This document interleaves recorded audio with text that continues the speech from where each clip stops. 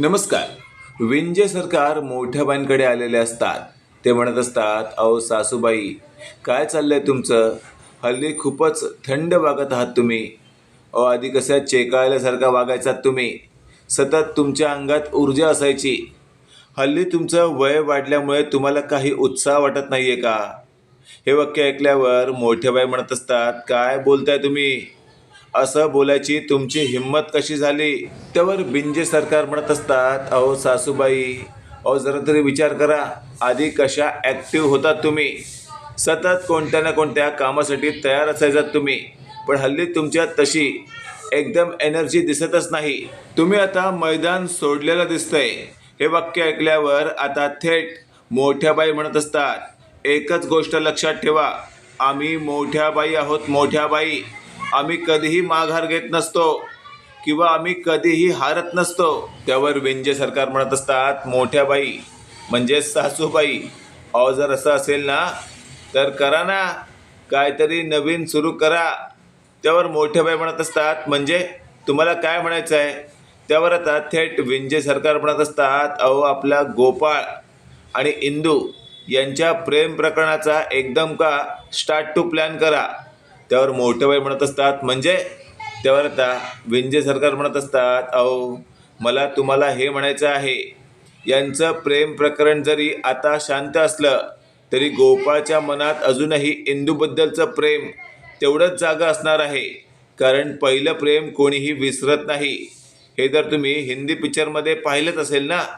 त्यावर मोठ्याबाई म्हणत असतात, अच्छा, म्हणजे तुम्हाला असं म्हणायचं आहे का, गोपाळला पुन्हा एकदा आपण इंदूच्या प्रेमात पाडायचं?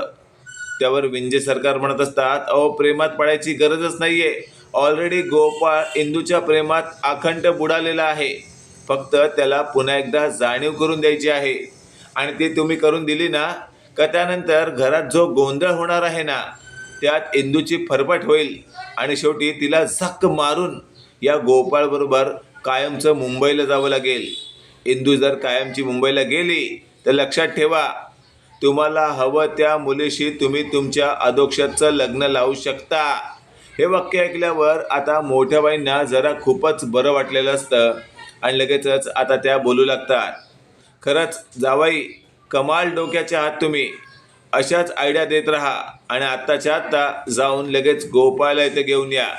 त्यावर आता विंजे सरकार म्हणत असतात, आता कसं बोललात तुम्ही?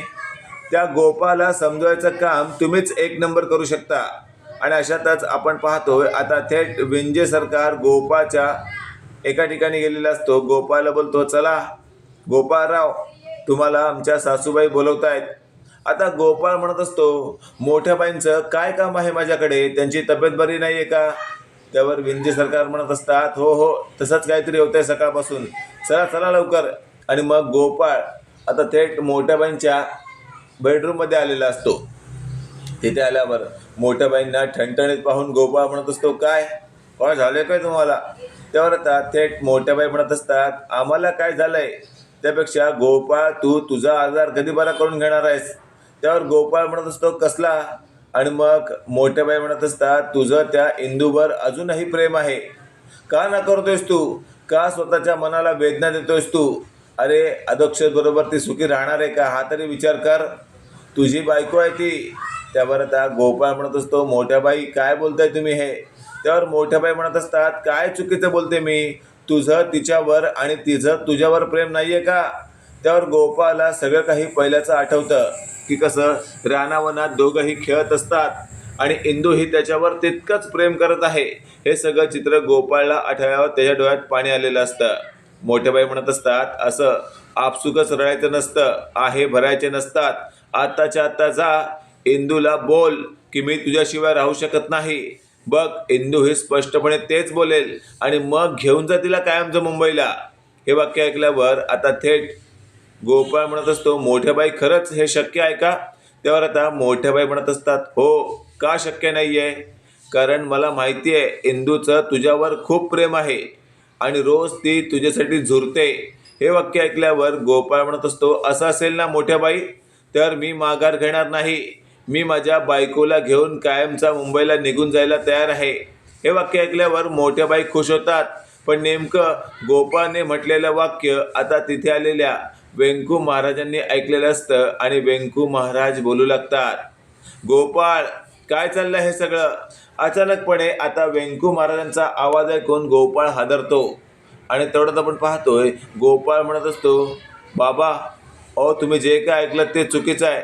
त्यावर वेंकू महाराज म्हणत असतात, अजून मी काही बोललो सुद्धा नाहीये आणि तू समोरून तुझी सफाई देत आहेस. याचा अर्थ काय की तुला कळून चुकलं आहे की तू चुकीचं वागतोयस. आणि लगेचच आता मोठ्या बाईंना वेंकू महाराज म्हणत असतात, वहिनी खरंच तुम्ही या घरातल्या मोठ्या आहात, पण तुमच्याकडनं काही चांगल्या गोष्टीची अपेक्षा करणं म्हणजे खरंच दगडावर डोकं आपटण्यागत आहे.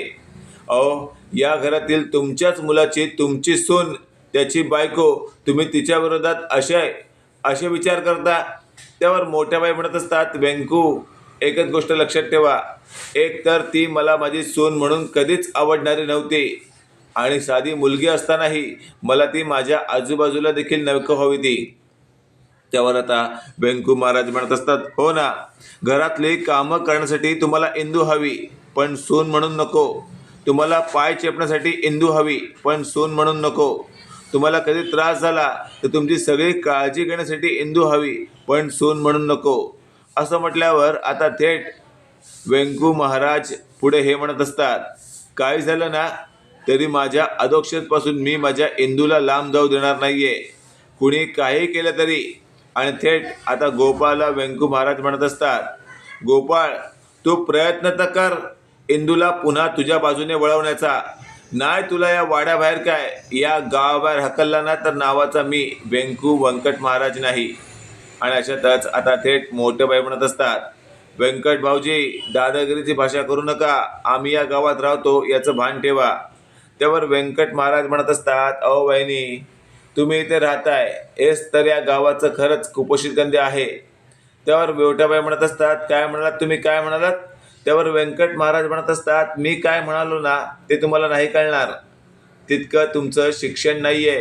हे वाक्य ऐकल्यावर जणू आपल्याच जवळसमोर आपलाच हा जो आहे व्यक्ती अपमान करत आहे हे खूप जिव्हारी लागल्यामुळे आता मोठ्याबाई म्हणत असतात, अशा पद्धतीची भाषा माझ्याबरोबर करायची नाही या, आणि मला तर हलक्यात घ्यायचंच नाही, लोकल समजता का मला?